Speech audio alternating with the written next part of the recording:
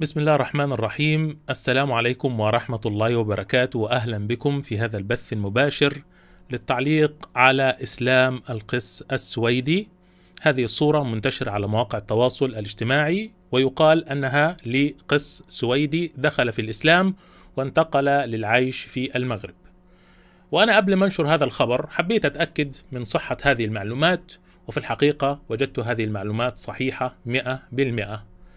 أرسل إلي أحد الإخوة هذه الصورة مع تعليق باللغة العربية. فأنتم عارفين طبعا أنه النهاردة عدد كبير من الناس يدخلون في الإسلام، لكن يا إخواني الكرام أمثال هذا الرجل، أسأل الله سبحانه وتعالى أن يثبته، هو اسمه أحمد الآن.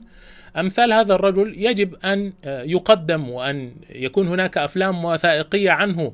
إذا كان التلفزيون السويدي عمل مقابلة معه فيلم وثائقي عن قصة إسلامه ونشر بعض التفاصيل الخطيرة، حقيقة نعم هناك مقابلة مع هذا الرجل زي ما انتم شايفين كده على SVT اللي هو التلفزيون السويدي. وزي ما انتم شايفين كده فعلا هذه المقابلة هي عبارة عن إعلان للفيلم الوثائقي الذي سيعرض على القناة، منشور من حوالي أسبوع تقريبا أو أكثر، من يوم 28 أغسطس، من يوم 28 أغسطس.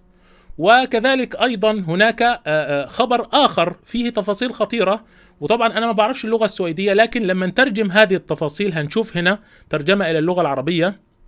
حاولت الكنيسة السويدية إعادة تجنيد هذا الرجل دون جدوى، وأرسلوا له شخص لإعادته من المغرب لإنقاذه، ولكن هو قال له لست بحاجة إلى إنقاذ.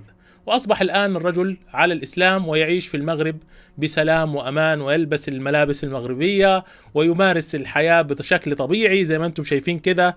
الرجل ما شاء الله تشوفوا كأنه فعلا شخص مغربي مع طبعا الملامح الأوروبية.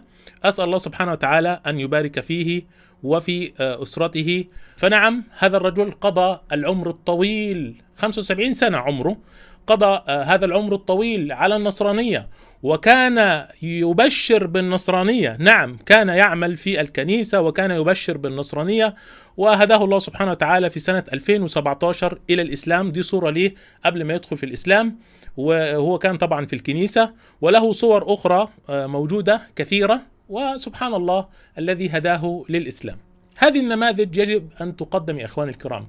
كلما خرج أحد التافهين من الإسلام ذهب إلى BBC والقنوات الغربية لرواية قصته ولماذا ترك الإسلام وكذا. وهذا الرجل من كبراء القوم، 75 سنة في النصرانية، 30 سنة خدمة في الكنيسة، ورجل كان معروف في السويد ويقال في النرويج أيضا. سبحان الله دخل الإسلام، فنسأل الله سبحانه وتعالى له الثبات. وبارك الله فيكم. حبيت بس أكد على صحة هذا الموضوع. نعم هذا الرجل تحول من النصرانية إلى الإسلام. جزاكم الله خيرا وبارك الله فيكم، والسلام عليكم ورحمة الله وبركاته.